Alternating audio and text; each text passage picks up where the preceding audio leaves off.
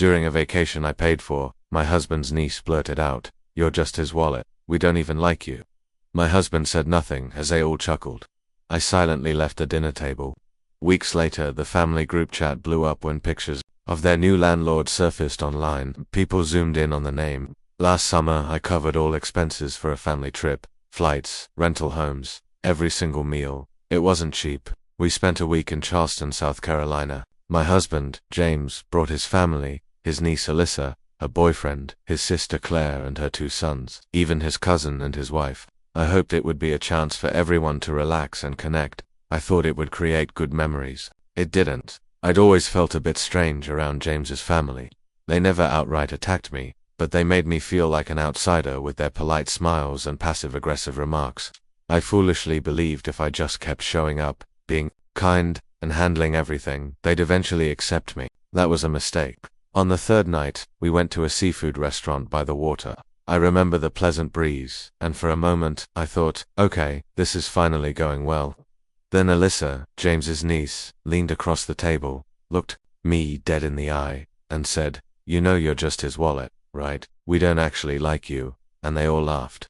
Her boyfriend laughed, Claire giggled and sipped her wine. I looked at James. He didn't say a word, just stared at his plate. No one defended me, no one seemed surprised. That's how I knew they'd said it before, maybe not to my face, but definitely behind my back. I didn't argue, I didn't cry. I simply stood up, walked out, and left. I walked all the way back to the rental house alone. I didn't even bother with an Uber, I just walked in silence. The next morning, I packed and left before anyone woke up.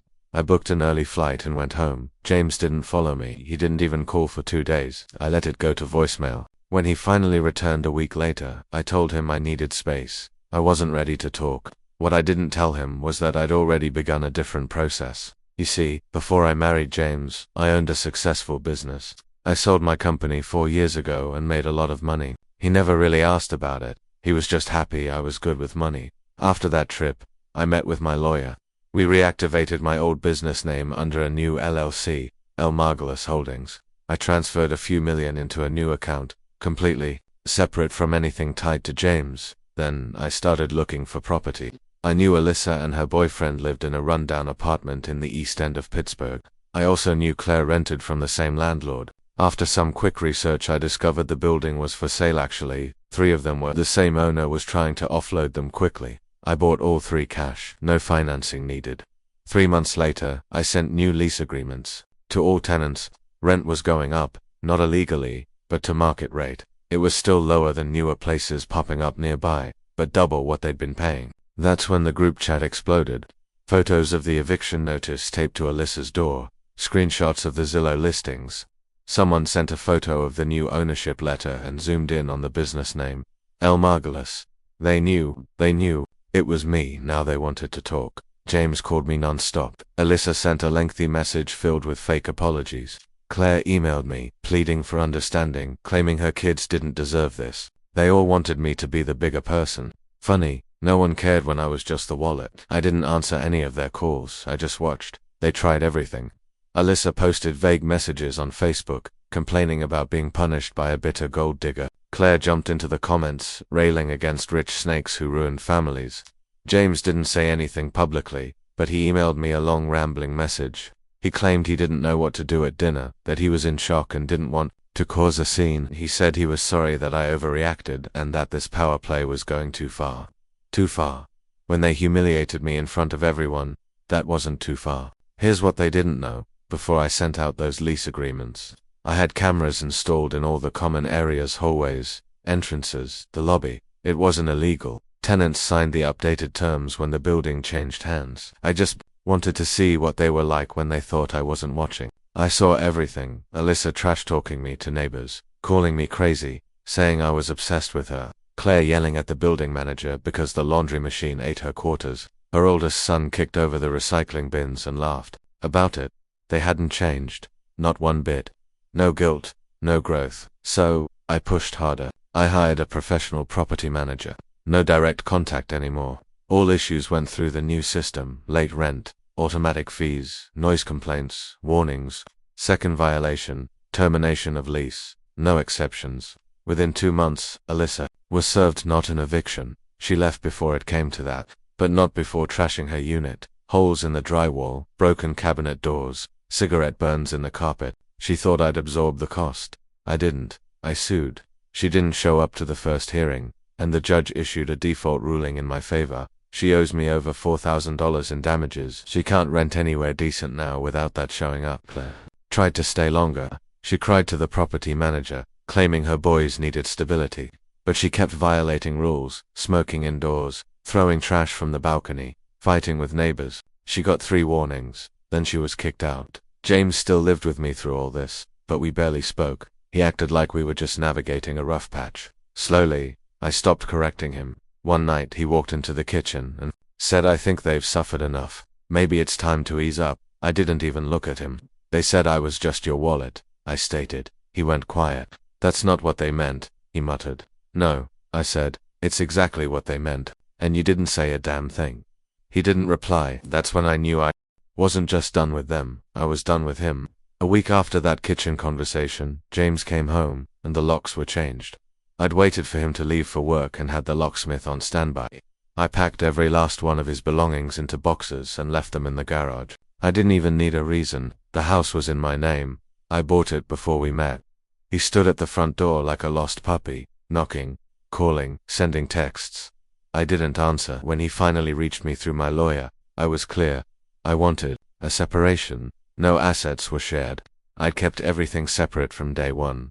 We had an airtight prenup. I wasn't naive.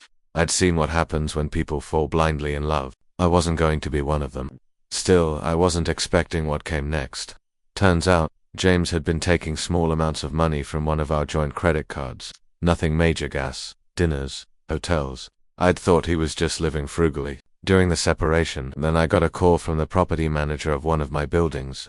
Someone had been hanging around the East End properties, asking tenants questions, trying to get them to say negative things about the company, about abuse of power, about the owner being vindictive. It was James. He'd been going around trying to stir up trouble. He thought if he could collect enough complaints, he could force some kind of legal pressure on me, or maybe just embarrass me. A few of the tenants recognized him from past visits. Alyssa had even joined him once. They were clearly planning something, but I wasn't about to let it escalate. I filed a cease and desist. My lawyer sent him and Alyssa a formal warning, any further harassment, and I'd file a restraining order. I'd also started compiling a file of everything: video footage, messages, tenant statements, just in case. That's when James made his final move. He filed a petition in court, claiming I was mentally unwell and using my wealth to harass and evict his family out of revenge. He called it a pattern of emotional abuse, trying to make it seem like I was an unstable ex, trying to ruin lives, because my feelings were hurt. The court date was set. He truly believed he could turn the law against me. What he didn't know, what he never knew, was just how many people were quietly watching, waiting to tell the truth. The court hearing was on a Thursday morning. I wore a navy suit, no makeup, hair tied back. I wasn't there to perform. I was there to finish something. James walked in like he was the victim, clean shave, sad eyes, acting like a man who just didn't understand what went wrong. Alyssa came too, sitting in the back, pretending to support him like a loyal niece. She looked smug, like she thought they had this in the bag. They didn't. My lawyer began with the facts, the LLC paperwork, the property transfers, the exact timeline of events. Then came the emails and texts from James, the calls from Alyssa, the neighbor complaints, screenshots of their social media posts, and then the video footage. We had over a dozen clips. Alyssa mocking me in the hallway, James coaching a tenant to lie, Claire screaming at the maintenance guy because he wouldn't fix her broken sink fast enough, and the best part, a video of James sitting on the stairs, outside Alyssa's unit, saying, "She cracked. She thinks she's better than us. We just got to push harder." The judge didn't say much, just stared at James while the footage played. James's lawyer tried to argue emotional distress, claiming I was using my money to humiliate them. My lawyer responded with one sentence: she enforced legal contracts and maintained her property within the law. If his family was embarrassed, perhaps they should have paid rent on time and acted like adults. The judge dismissed James's petition immediately, stating the court system wasn't a place for petty family revenge games. Then she turned to James and said something I'll never forget. "You came in here claiming emotional abuse. But all I see is a man who stayed silent when his wife was disrespected and then turned on her when she stood up for herself. Case closed." That wasn't even the worst part for them. A few weeks later, I filed a defamation suit against James and Alyssa for the slander they spread online and to tenants. We settled out of court. They had to post public apologies on all platforms where they'd trashed me, with legal wording approved by my lawyer. Their reputations were gone. Employers saw the posts. Alyssa lost her job at the dental office. Claire's youngest son got kicked off a school team after the footage of him damaging property leaked. James moved back in with his mother, the same one who once told me I was lucky to be chosen. And me. I kept going. I bought more property, hired a small team, and provided clean, affordable housing to single mothers and working families who respected it. I never unfairly raised rent. I gave grace when people needed help, but I never forgot what they did. I never forgot how it felt to sit at that table, knowing I wasn't loved, just used. I wasn't just their wallet. I was the one who handed them the bill. A year passed. By then, I'd bought 6 more buildings. I didn't do it out of spite. I did it because I could, and because I wanted to build something that couldn't be taken from me again. But the story didn't end with court papers and evictions. James's mother, the matriarch of their dysfunctional little circle, got sick with aggressive pancreatic cancer. She was in the hospital within weeks of diagnosis. James called me one night, his voice shaking. He said she wanted to see me. I almost laughed, but I went, not for her, but for me. She was tiny, bones showing through thin skin, barely awake. She opened her eyes when she saw me and whispered, "You were the best thing he ever had." Then she closed her eyes again and never spoke another word. She died the next morning. At the funeral, no one spoke to me. They all stared, though I could feel their glares, like they still thought I was the villain, like they'd forgotten how they laughed that night, how they treated me like a stranger while cashing in on my kindness. James tried to talk to me afterward, said he wanted to try again. I told him the truth. You could have stopped all of this with one sentence. You didn't. He started crying right there in the parking lot. I thought you'd always be there. He choked out.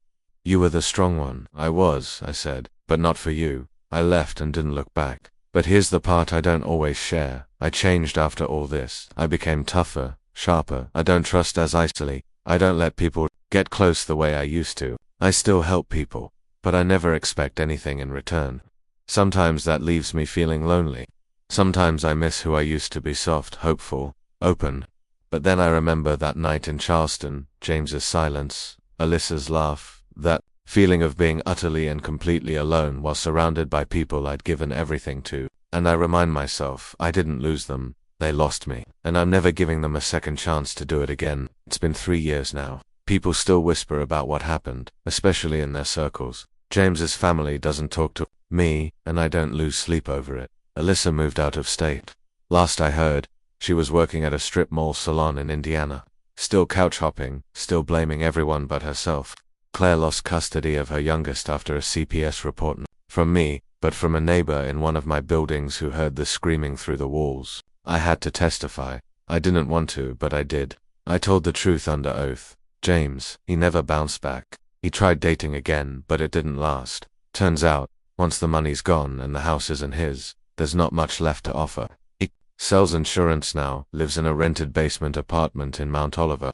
Sometimes I drive past on purpose, just to remind myself how far I've come. But not everything was a win. I lost pieces of myself through all this, genuine ones. I started second-guessing every relationship, became distant, guarded, harder than I wanted to be. Friends noticed, and a few drifted away, saying I was too cold, too calculated. They weren't wrong. There were nights I sat in my big, perfect house, drinking tea alone, wondering if revenge was truly worth it, wondering if I'd become the very thing I hated, someone who hurt others to feel strong. But the truth is, they made their choices. I just stopped covering the cost. I still remember the moment that dinner went quiet, when Alyssa called me a wallet and James said nothing. That moment never left me. It burned itself into me. And from that second on, I promised I'd never sit silent at a table like that again. Today, I run 3 non-profits. One helps women with sudden separations. Another buys up slumlord properties and transforms them into fair housing. The third offers free legal advice for tenants. I get letters now from people I'll never meet saying thank you, telling me they finally feel seen, protected, heard. That's the full circle part of this. I didn't just get revenge. I took everything they used to hurt me and built something better out of it. Not for them, not even for me, but for every woman who was ever told she was just someone's wallet. and for the ones who finally learned that silence can be broken and turned into power.